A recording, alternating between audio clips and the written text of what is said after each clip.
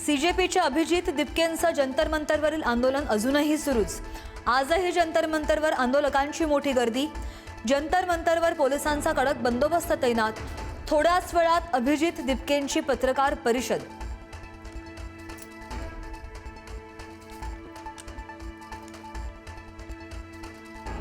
जंतर मंतरवर आंदोलनस्थळी अभिजित दिपके आणि पोलिसांमध्ये बाचाबाची। चर्चा करण्यावरून दिपके आणि दिल्ली पोलिसांमध्ये वाद। चर्चेसाठी येण्याचं पोलिसांचं दिपकेंना आवाहन, तर जंतर मंतरवरच चर्चेसाठी दिपके ठाम।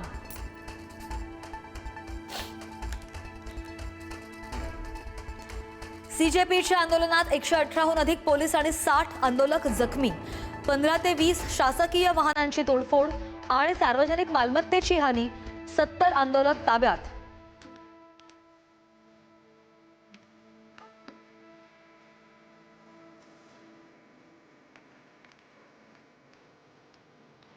रितेश जिनेलियाचा विद्यार्थ्यांच्या आंदोलनाला पाठिंबा। आमच्या युवकांमध्ये उभे। विद्यार्थ्यांचा आवाज ऐकला गेलाच पाहिजे। रितेश आणि जिनेलियाची प्रतिक्रिया।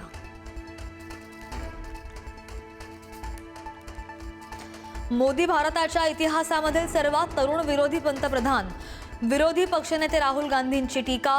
पंतप्रधान अपयशी शिक्षण मंत्र्यांचा राजीनामाही होऊ शकत नसल्याचा राहुल गांधींचा घणाघात।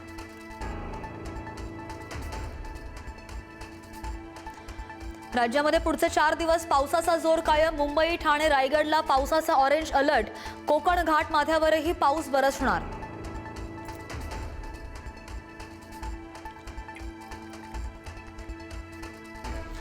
मुंबई लोकलमधील जीवघेण्या प्रवासाचा धक्कादायक व्हिडिओ समोर। दिवा सीएसएमटी लोकलमध्ये महिलेचा दरवाजाला लटकून प्रवास केल्याचा व्हिडिओ व्हायरल।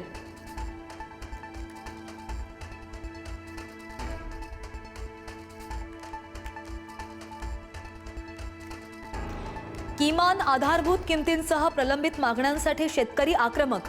पंजाब आणि हरियाणाच्या शंभू बॉर्डरवर पुन्हा शेतकरी एकत्र। शंभू बॉर्डरवर कडक सुरक्षा व्यवस्था तैनात।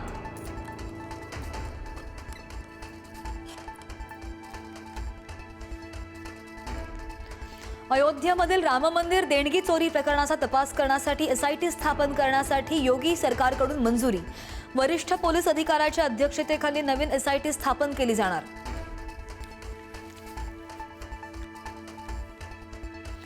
जम्मू काश्मीरच्या पुंछमध्ये दरड कोसळली आणि दुर्घटना घडली। एकाच कुटुंबातील 7 जणांचा मृत्यू। अतिवृष्टीमुळे डोंगराचा कडा तात्पुरता उभारलेल्या मातीच्या घरांवर कोसळला।